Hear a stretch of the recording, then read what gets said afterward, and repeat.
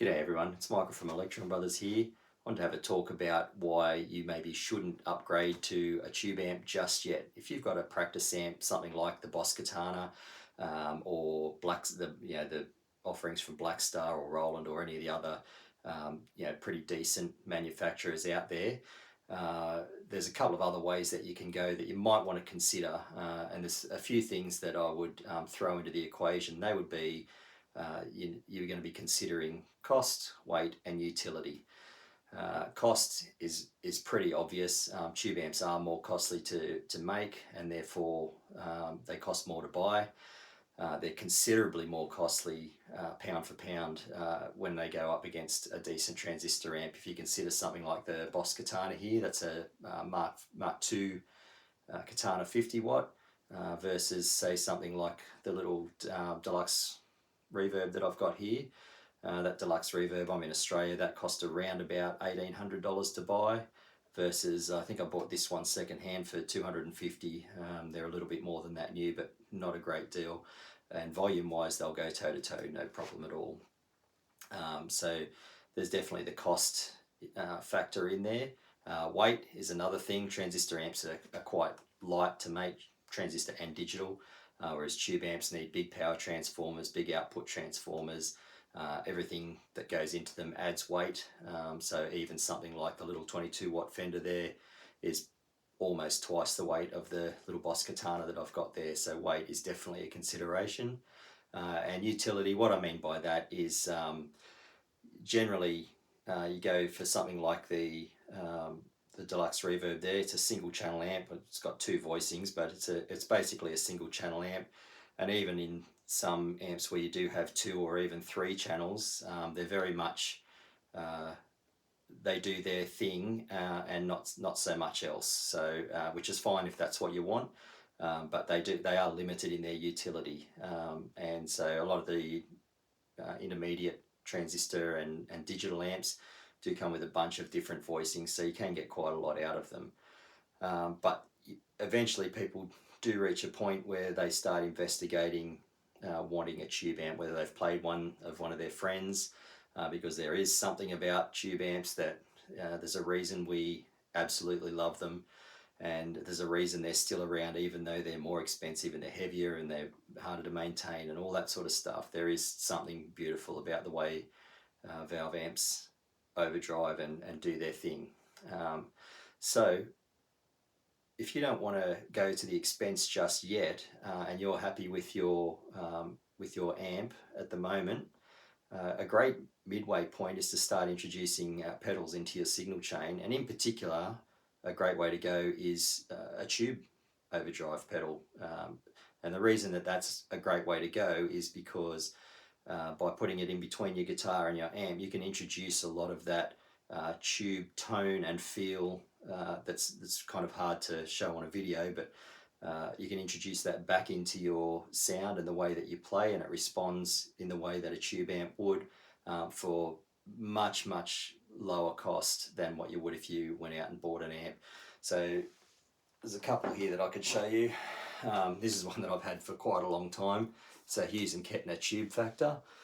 Great pedal. It's got a couple of channels. Goes from everywhere from crunch to pretty heavy overdrive.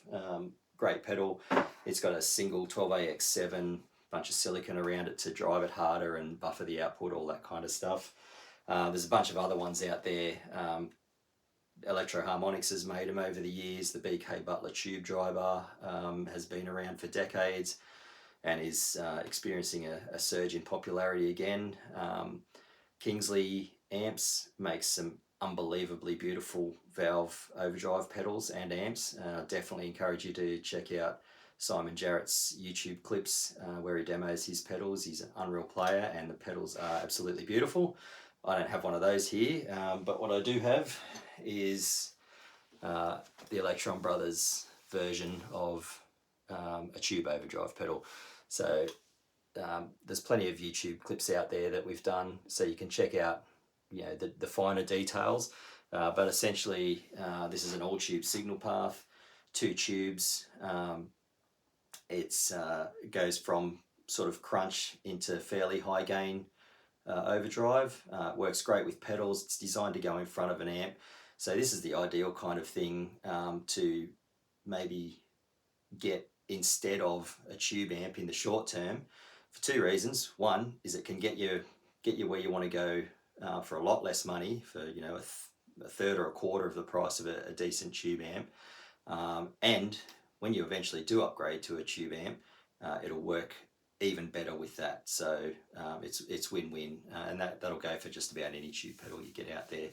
So what we might do is we'll plug this in and we'll give it a go with some single coils, and then we'll switch over to a humbucker guitar and we'll just try a few tones. All right, give me a sec, I'll plug it in and we'll be back. Okay, so we've got the brass knuckle plugged in now to the Boss Katana there.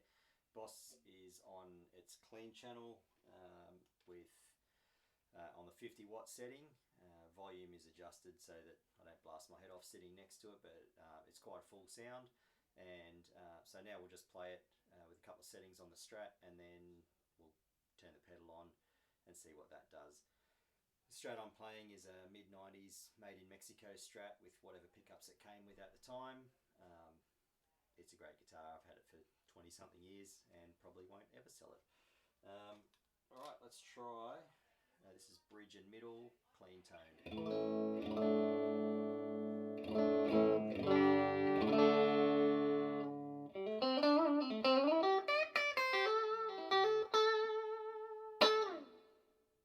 And here's the neck.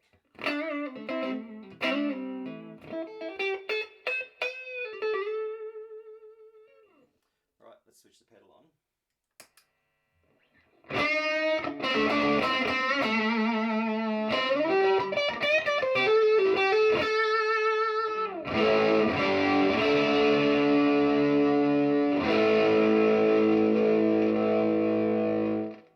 And back to the bridge and middle.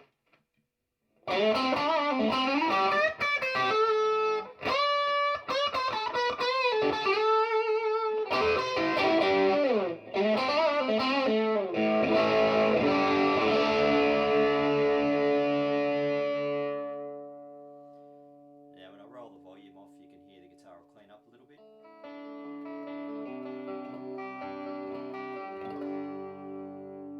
But there's still some drive there when you dig in.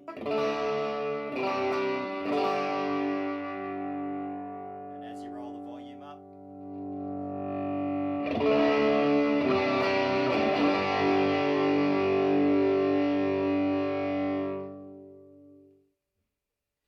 so just a little idea there of what the tube pedal can do with a transistor amp, and feel is difficult to convey over video, but if you've ever played a tube amp, and I've played plenty of them, that really does introduce the compressiveness and the squish and all those other adjectives and superlatives that we like to inject into discussions about tube amps. So it's there along with the tube tone, which hopefully came across in the video there. What we'll do now is we'll switch over to a humbucker guitar and we'll try another few sounds as well. Okay, I'll be back in a sec. Okay, so we've got the Les Paul plugged in now. This is a 1995 model Les Paul Classic. I haven't changed anything on it. I did put a new set of pots in because the old ones wore out. Other than that, it sounds just like it did when I first got it 20 something years ago. So we'll go through the pickups and you can hear what this will sound like with humbuckers. Cool, here's the clean sound on the bridge.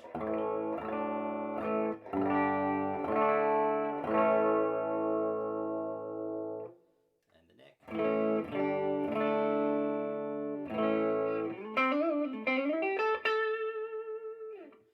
Alright, switch the pedal on.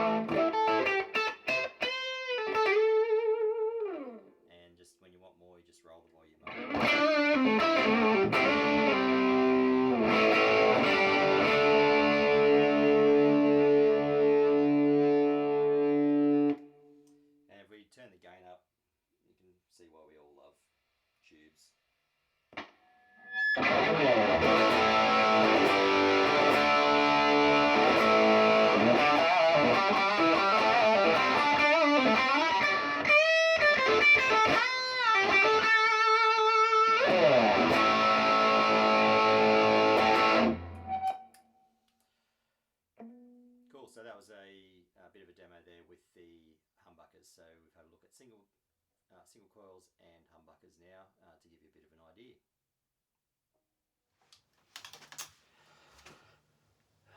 Okay, that's all I really wanted to get through in this little video.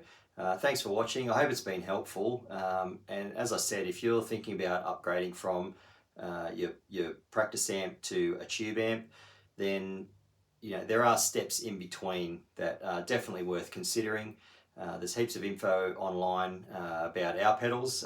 If you go to www.electronbrothers.com, that's our website. You can find out all sorts of stuff on there. Electron Brothers on YouTube and Instagram and Facebook. You can find us, and those other ones that I mentioned earlier on, they're all worth checking out as well. Definitely do all your research before you go and spend your hard-earned money. If you got something out of this, let us know in the comments, and if there's anything else that you'd like us to try and cover in the future, let us know and we'll try to do what we can. Thanks for watching. See ya.